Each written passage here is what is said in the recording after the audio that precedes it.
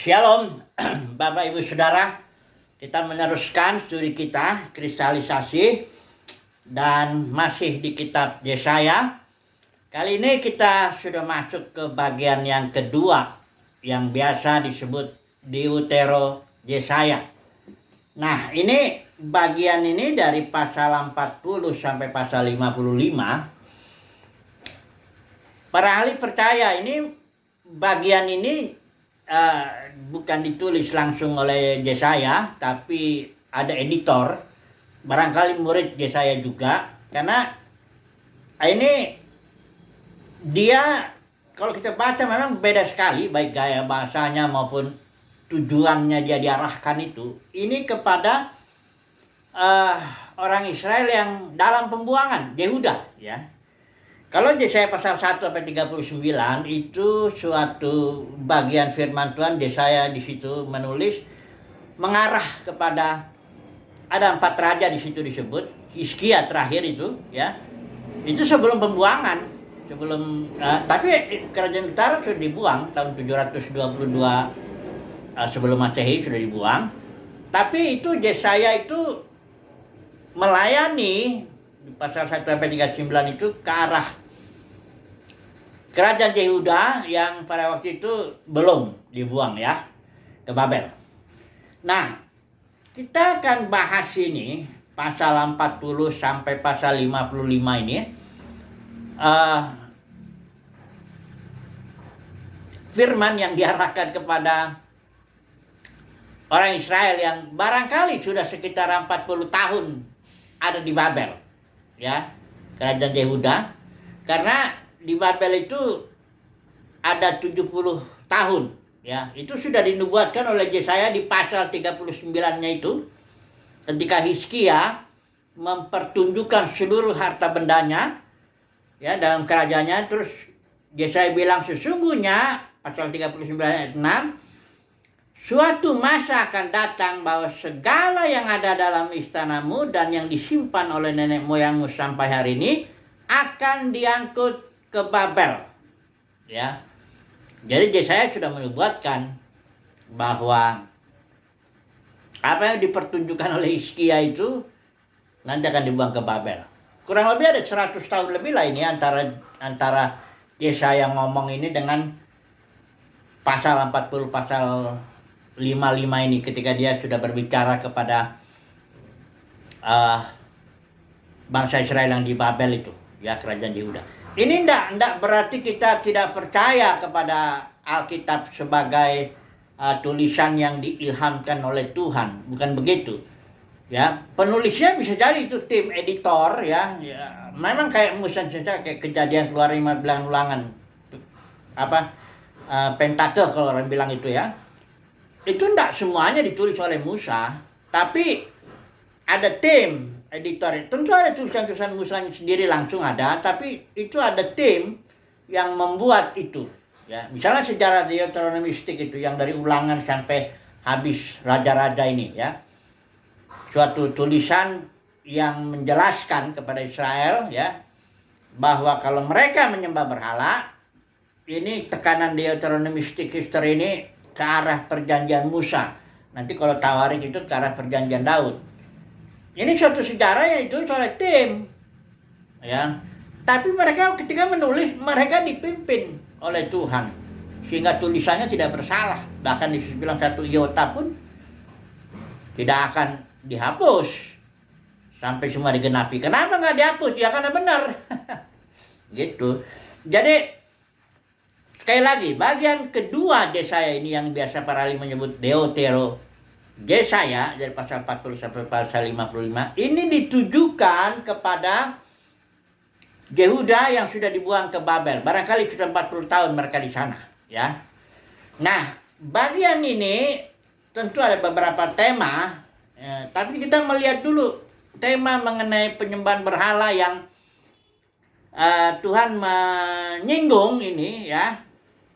Dia membandingkan dirinya dengan berhala dan meneguhkan bahwa ya tentu Tuhan lebih daripada berhala. Karena mereka begini, Israel ini sebenarnya dibuang ke Babel seluruhnya, ya, yang dibuang ke Asyur juga itu Itu ada dua dosa yang paling parah lah, katakan begitu. Pertama penyembahan berhala, yang kedua minta raja ini. Yang pertama itu penyembahan berhala. Ini dimulai ketika kita tahu di Gunung Sinai itu. Di situ Musa naik ke atas 40 hari, 40 malam. Dan dia puasa, nerima loh perjanjian. Israel di sini menunggu. Dan dia tidak sabar, dia nggak jelas katanya ini apa, kita bikinlah anak lembu emas, dia minta sama Harun. Nah disitulah awal penyembahan berhala anak lembu emas, ya, Israel. Nah, kemudian ketika Israel masuk ke tanah perjanjian di bawah pimpinan Joshua itu mereka tidak menghancurkan seluruh 7 bangsa itu yang disuruh Tuhan hancurkan, nggak dihancurkan. Malah mereka kawin-mengawin dan belajar berbakti seperti bangsa-bangsa sekitar yang 7 itu. Nah, disitulah penyembahan berhala berikut terus gitu ya, penyembahan berhala itu. Itu satu ya dosanya. Yang kedua, minta raja. Itu di zaman Nabi Samuel kita tahu itu ya. Alasannya, motifnya kami ingin punya raja manusia yang memimpin kami dalam perang begini-begini. Seperti bangsa-bangsa sekitar kami juga.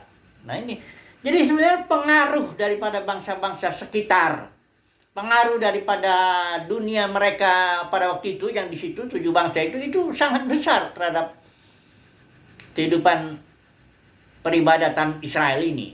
Ya, jadi mereka menyembah berhala, minta raja. Padahal itu justru Tuhan bilang ya, waktu itu Samuel kecewa, Tuhan bilang sudah berikanlah katanya, karena bukan kamu yang ditolak, tapi akulah yang mereka tolak supaya aku jangan menjadi raja mereka. Kan parah itu. Akibatnya Tuhan buang dia ke Babel kepada kerajaan manusia. Kita tahu Babel itu yang dibangun oleh Nimrod. Ya. Jadi ini dua dosa ini ya, berhala dengan minta raja. Tapi secara khusus kali ini kita mau tema kita berhala dulu lah. Ya, berhala dulu.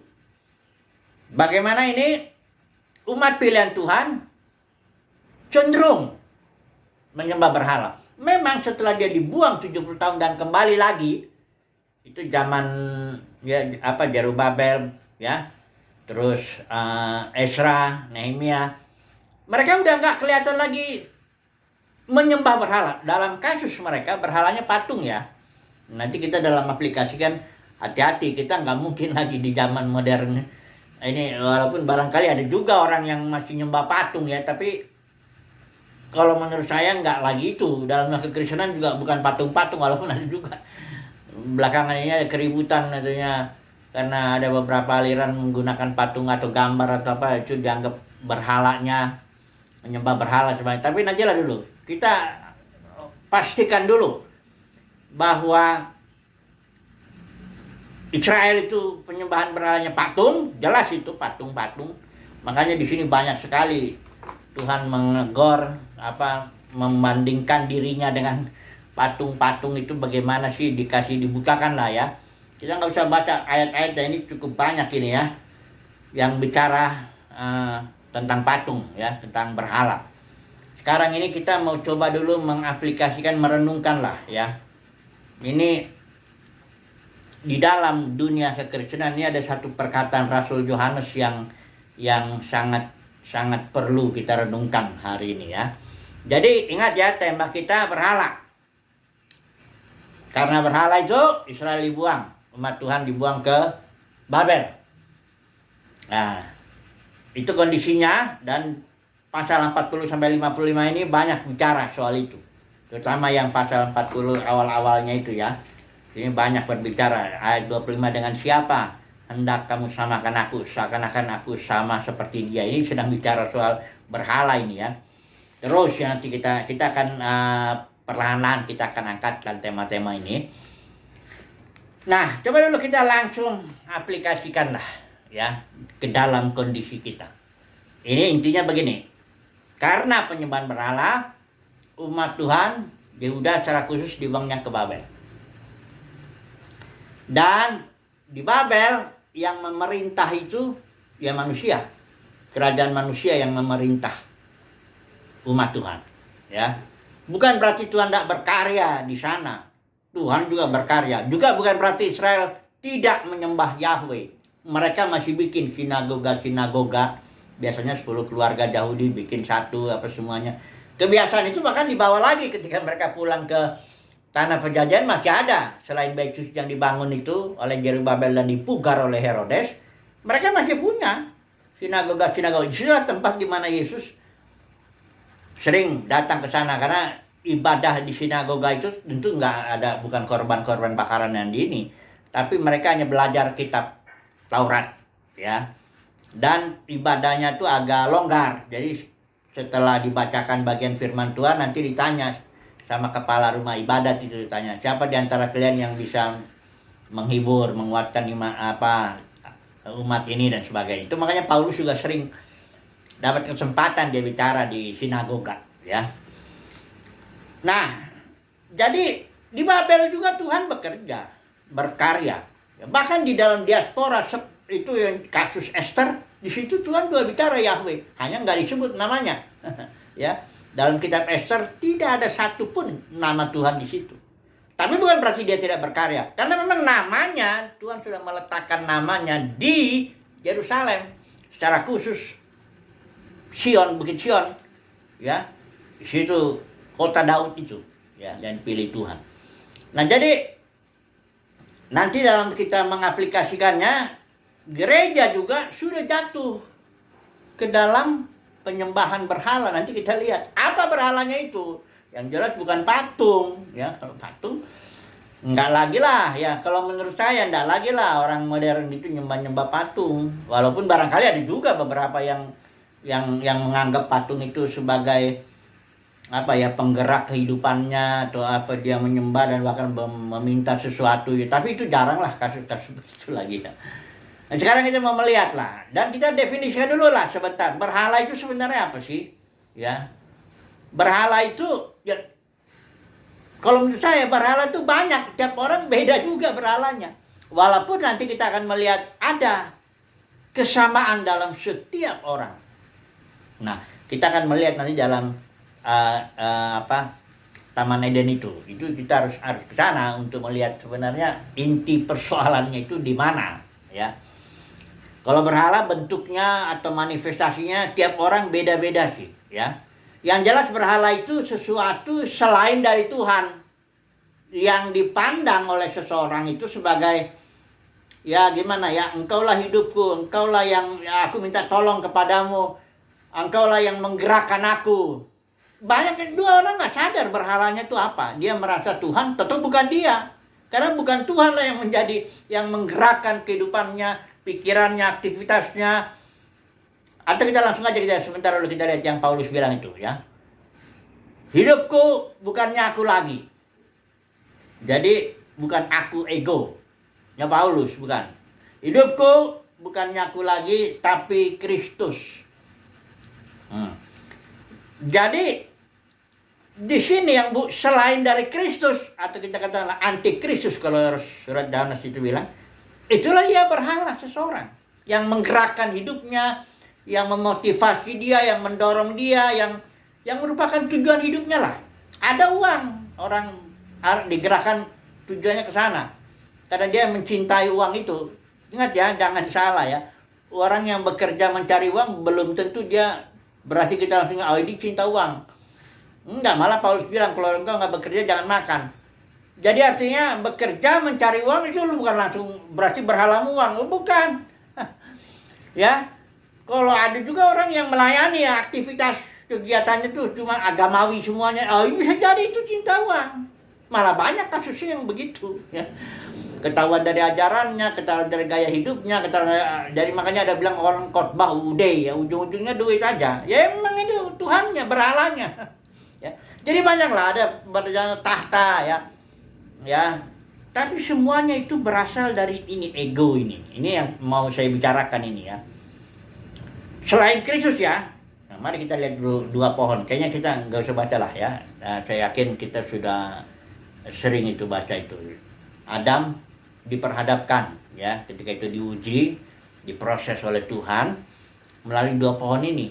Yang pertama namanya pohon kehidupan, yang kedua pohon pengetahuan yang baik dan yang jahat. Nah, banyak orang pikir ini kedua pohon ini melambangkan, ini bukan pohon beneran, dalam mana ada sih pohon kehidupan. Gak ada juga namanya pohon pengetahuan, yang ada pohon mangga, pohon durian, pohon alpukat, itu yang ada. Jadi kedua pohon ini hanya simbol dia. Simbol itu saudaraku artinya suatu tanda yang menunduk kepada makna yang di belakangnya dia itu. Kayak simbol lalu lintas, P dicoret. Jangan dianggap itu huruf P dicoret. Itu berarti ada di baliknya itu ada makna. Yaitu jangan parkir di situ, kan gitu. Kalau S dicoret, itu ada makna. Jangan berhenti pun tidak boleh di situ. Jangan stop di situ, ya. Jadi simbol itu artinya sesuatu, ada tanda, tapi di balik itu ada makna. Nah, dua pohon itu tanda, simbol. Pohon kehidupan itu simbol daripada Kristus, karena Yesus bilang barang siapa yang makan aku, dia akan memperoleh hidup dalam dirinya. Jadi pohon kehidupan ini kan yang nggak boleh dimakan, bukan nggak boleh, harusnya dimakan malah ya, nggak dilarang itu, ya. Tapi nggak dimakan sama Adam. Nah, jadi Adam itu belum mendapatkan hayat. Hayat itu datang ketika Yesus datang, Yohanes 10:10, aku datang supaya mereka mempunyai hayat. Jadi pohon kehidupan malah disembunyikan, tidak boleh dulu dimakan. Ya. Nah, Adam yang Adam makan ini pohon pengetahuan. Ini simbol apa? Karena di yang atas itu simbol hayat Kristus, yang bawah ini simbol hayat juga. Hanya hayat yang Alkitab katakan itu maut. Maut itu bukan kuburan. Nah, banyak orang pikir maut kuburan. Bukan. Maut itu suatu jenis kehidupan yang dikuasai oleh iblis. Karena begini, upah dosa adalah maut. Maut juga bukan kematian. Nggak hanya itu dulu. Tunggu dulu, nanti kita lihat itu istilah Ibraninya di situ. Maut itu suatu jenis kehidupan yang dikuasai iblis. Ibrani pasal 2 ayat 14 itu dikatakan iblis berkuasa atas maut, jenis hidup yang dikuasai iblis. Jadi kepada Adam dihadapkan dua jenis hidup. Mau makan hidup Kristus, maka engkau kehidupanmu akan berpusat pada Kristus. Jadi Paulus bilang, hidupku bukannya aku lagi, tapi Kristus. Tapi kalau kau makan yang pohon yang ini, pohon hayat, kematian, maut, ya, maka hidupmu akan digerakkan oleh ini, maut ini. Nah, nanti kita lihat dulu ya sebentar. Nah, istilah Ibrani gitu, kalau kau makan itu mati, itu bukan mati jasmani. Karena ketika ada makan, ya nggak mati jasmaninya, dia masih hidup sampai 1000 tahun itu kan, ya. Istilah Ibraninya di situ saya sering itu menyebut itu mut tamut. Kalau mut itu istilah Ibrani itu mati, maut. Kalau mut tamut, nah ini ada artinya. Terjemahan yang paling bagus itu ada yang literal, terjemahan yang literal itu biasanya menyingkapkan itu. Bahasa Inggrisnya dying, you will die. Mut tamut itu terjemahkan pada waktu kau makan, engkau mengalami proses kematian karena memiliki jenis hidup yang Alkitab bilang maut. Proses kematian ini, you will die, akhirnya akan membuat engkau mati secara jasmani. Jadi terjemahnya mesti begini. Kalau engkau makan buah pohon pengetahuan ini, maka engkau langsung detik itu juga engkau mendapat jenis hidup yang namanya maut yang dikuasai iblis, dan melalui proses waktu engkau akan mati secara jasmani. Nah, itu yang benar terjemahannya. Jadi berhala itu sesuatu selain Kristus. Apa itu? Yaitu ini, jenis hidup atau ego manusia menjadi pusatnya ini. Karena manusia digerakkan oleh ini. Ya masing-masing orang beda nanti tujuannya kelihatannya. Ada orang bilang tata, ya 3 tak. Ya, ada tata atau kekuasaan. Itu menjadi berhalanya. Ada yang harta. Ada yang katanya wanita. Enggak semua juga begitu. Masing-masing orang beda. Tapi yang jelas ini, selain Kristus inilah ego. Inilah hidup manusia, itulah dia atau dirinya sendiri itu jadi berhalanya, ya. Makanya Rasul Yohanes kasih nasihat, hati-hati anak-anakku terhadap segala berhala, karena berhalanya nggak harus satu, Tiap orang beda. Nah, dan sekali lagi ya, dalam dunia Kristenan nggak patung lagi. Kalau menurut saya ya, walaupun barangkali ada tuh orang ibadah dengan banyak patung-patungnya. Ya udah, barangkali bisa ada orang tuh menganggap itu tempat suci, kudus, apa semuanya, dan dia barangkali berdoa kepada itu dan sebagainya. Kita nggak tahu lah ya. Nah ini kan masalahnya di dalam, berhalanya di dalam itu. Ya berhala seseorang. Tapi menurut saya itu kita lihat dulu nih dari Adam nih. Ketika Adam, tadinya Adam telanjang kan, dia nggak malu. Kenapa dia nggak malu? Alkitab kalau kita lihat ya, upah dosa itu maut, dan upah dosa itu akibat apa? Kehilangan kemuliaan atau berkurang kemuliaan Elohim.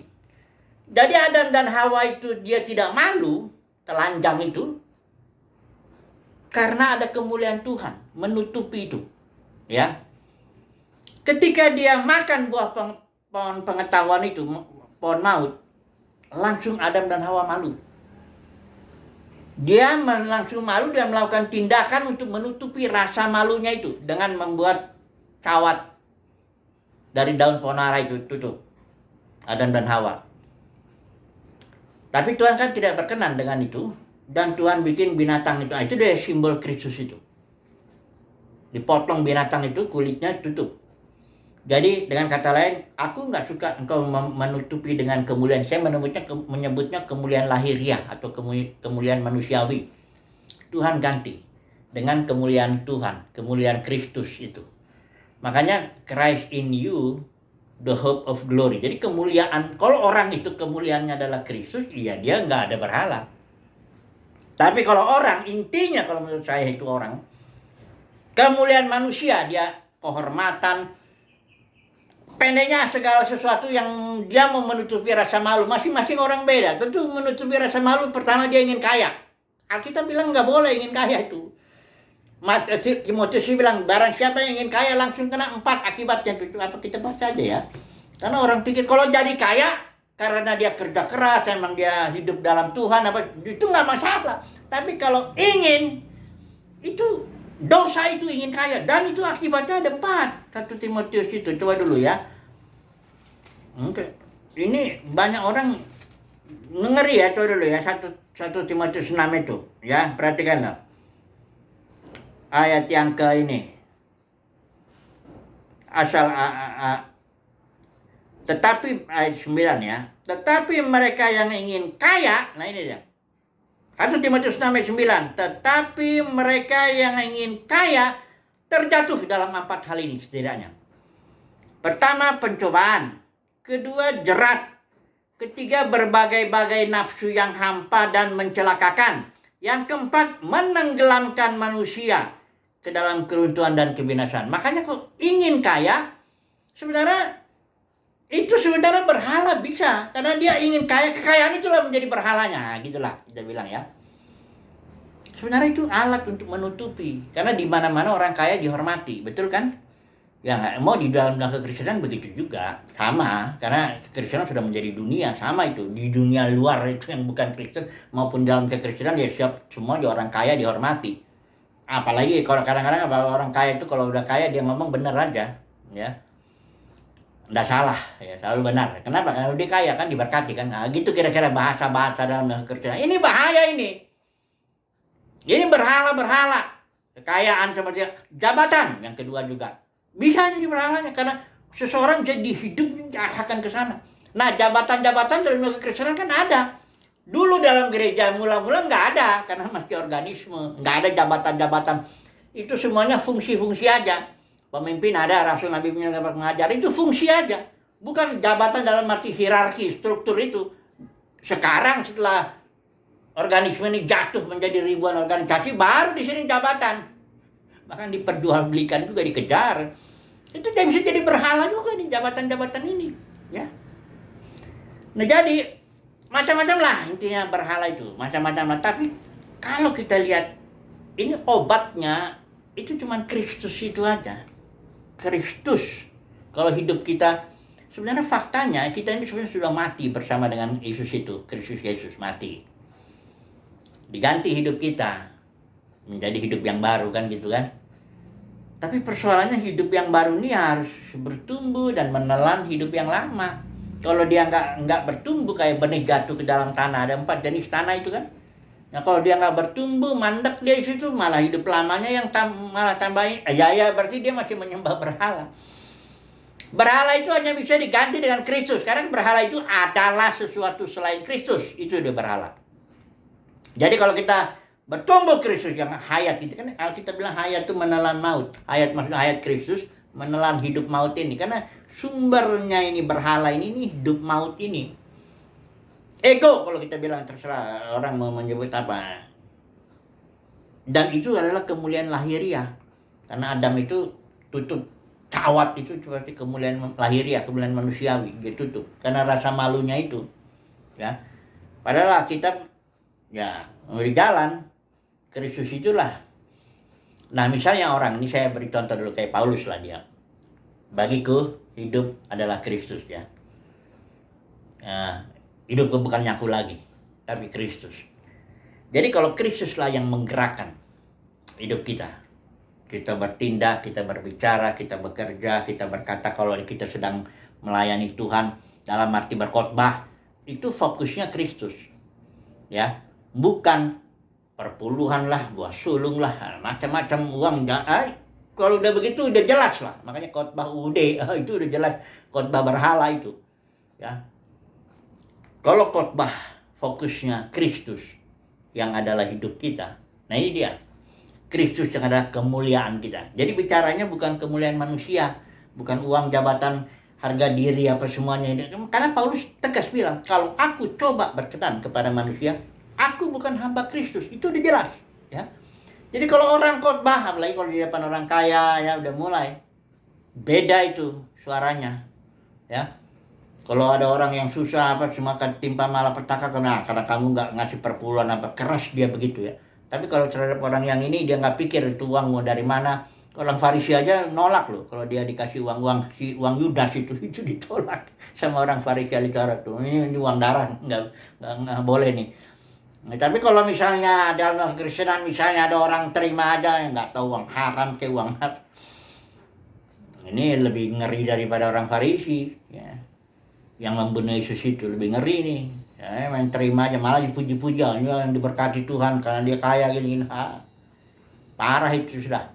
Ya, penyembahan berhalanya udah berurat akar itu ya. Tapi Rasul Yohanes, ingat, kita kembali dulu ya. Masih ada waktu kita sedikit. Masuk dulu kita ke surat Yohanes ini ya. Ini Rasul Yohanes bicara ini, surat 1 Yohanes itu surat umum ya kepada gereja-gereja yang sudah jatuh. Ini konteksnya harus kita lihat. Surat 1 Yohanes enggak ditujukan kepada 1-2 orang, enggak. Ini ditujukan kepada gereja, 7 gereja yang udah jatuh secara khusus. Wahyu pasal 2 pasal 3 itu. Ya, Laodikia, Efesus, Smyrna, Laodikia, ada 7 lah ya. Yang sudah jatuh karena ajaran Bileam, Nikolaus, Jezebel. 7 gereja itu jatuh. Dan dari 7 gereja ini dipanggil para pemenang. Orang-orang sederhana yang tidak ambil bagian dalam ajaran Bileam, Nikolaus, dan Jezebel itu. Nah, Rasul Yohanes menulis suratnya kepada 7 gereja itu. Karena apa? Sudah nggak ada koinonia lagi Rasul Yohanes itu. Dia sudah dibuang di Pulau Patmos oleh gereja yang jatuh itu ya. Bukan oleh Kaisar Roma. Oleh gereja yang jatuh nggak ada lagi fellowship. Makanya dia ngomong di sini. Apa yang kami lihat, kami dengar, kami ini, itu yang kami beritakan kepadamu supaya, ya dikatakan di sini, apa yang telah kami, ayat 3, apa yang telah kami lihat, yang telah kami dengarkan, kami sedang beritakannya kepada kamu supaya kamu juga dapat memiliki persekutuan bersama dengan kami. Nah kalau orang yang memang tadinya ada persekutuan Rasul Yohanes dengan gereja-gereja jatuh, ya tentu dia nggak ngomong gini. Ini karena memang sudah nggak ada lagi fellowship, koinonia antara Rasul Yohanes dengan gereja-gereja yang jatuh, makanya dia ngomong, kalau kau mau ada persekutuan di antara kita, nah ini dia, kami beritakan, ya, atau dengan kata lain di bagian terakhir, kami beritakan hal-hal yang hati-hati ya dengan berhala. Ini yang membuat kita persekutuannya putus, karena kami persekutuannya dengan, di sini Rasul Yohanes bilang dengan Bapa dan anaknya Yesus Kristus. Dunia kekristenan atau gereja yang sudah jatuh ini, nah ini masalahnya berhalanya lain, macam-macam itu yang ditimbulkan oleh ajaran Bileam, Nikolaus, Jebel. Tapi kalau menurut saya dunia kekristenan ini berhalanya adalah kemuliaan lahiriah. Kemuliaan batini, bukan kemuliaan batiniah, kemuliaan lahiriah. Ya. Apa tandanya? Ya dunia kekristenan ini saya memang menganggap pendeta terbesar, pendeta besar atau apa, ini pasti besarnya lahiriahnya. Kaya, jemaatnya banyak, gedungnya besar, itu ya lahiriah. Dan itu yang dikejar-kejar karena itu dianggap inilah yang dipakai Tuhan, yang kayak begini nih. Yang punya banyak pengikut, punya sebagainya yang lahiriah. Tidak ada kemuliaan Kristus lain lagi. Christ in you, the hope of glory. Itu kemuliaan batiniah lain lagi. Enggak dikejar-kejar dalam kekristenan ini. Itu makanya Rasul Yohanes bilang hati-hati. Ya, gereja sudah jatuh ke dalam dunia, sistem kosmos yang mirip dengan, makanya Yesus bilang jangan kamu mengasihi dunia dan apa yang ada di dalamnya. Sementara dunia yang dimaksud di sini bukan dunia yang dimaksud dalam Yohanes 3 ayat 16, karena Yohanes 3 ayat 15 bilang karena begitu besar kasih Bapa kan dunia ini. Dunia di Yohanes 3 ayat 16 itu adalah semua makhluk itu, dengan terutama manusia, semua manusia. Kalau dunia yang dimaksud Yohanes di suratnya ini bagiannya pasal 3 tuh ya. Atau pasal 2 ya. Pasal 2 ini saya baca nih ya. 1 Yohanes 2 ya. Janganlah mengasihi dunia ataupun hal yang ada dalam dunia. Jika seseorang mengasihi dunia, ini maksudnya dunia keagamaan, dunia kekristenan. Ya. Kasih Bapa tidak ada padanya, sebab segala sesuatu dalam dunia itu keinginan daging, keinginan mata, gangguan hidup. Di sini memang bermain. Orang yang nggak bisa melihat dalam dunia kekristenan bermain keinginan daging, itu bukan karena nggak ada keinginan dagingnya, nggak ada di situ, enggak. Tapi karena orang itu emang nggak ngelihat. Ya, kalau orang itu menjadi bagian dari dunia ini, dia nggak bisa melihat lagi. Kayak orang, kalau misalnya bau cium durian, ya, misalnya ada orang di satu ruangan dia pada makan durian semua, mereka nggak mencium nyengatnya itu rasa bau durian itu. Kenapa? Karena mereka sudah makan di situ, sudah menjadi bagian di situ. Kalau orang sudah menjadi bagian dari dunia kekristenan, makan uang juga sih, makan jabatan, makan apa, makan puji apa semua. Enggak lagi mereka punya kepekaan. Tapi coba orang luar datang yang enggak makan itu ambil bagian di situ. Dia akan mencium bau yang nyengat tajam dari durian itu. Ya. Jadi kalau ada orang yang merasa heran kok kami enggak ngelihat dunia kekristenan kita baik-baik saja, berkembang apa, itu karena kamu memang sudah makan di situ, ya. Kau nikmati di situ, ya. Permainan uang, jabatan, apa semuanya itu main di situ. Ya jelas sekarang enggak lagi kepekaannya enggak ada lagi, ya. Nah, kalau ada, makanya Yesus coba bayangkan lah waktu Yesus itu ke bait suci. Kenapa dia marah tuh, ngamuk-ngamuk, banting semuanya itu? Kenapa orang Farisi kaget kan? Apa hakmu berbuat begini? Orang banyak juga nggak ada yang membanting-banting. Muridnya juga barangkali dia kaget kalau Yesus marah. Karena Yesus mencium bau nyengat perdagangan itu. Sarang yang baik itu dijadikan sarang penyamun. Yesus lihat itu. Makanya dia ngamuk, marah dan sebagainya. Tapi orang-orang yang sedang bekerja di dalamnya, mereka bilang, wah ini tempat kudus ini. Pelataran bait suci, tempat kudus ya. Jadi kesimpulannya apa? Berhala ya, hati-hati berhala. Selain dari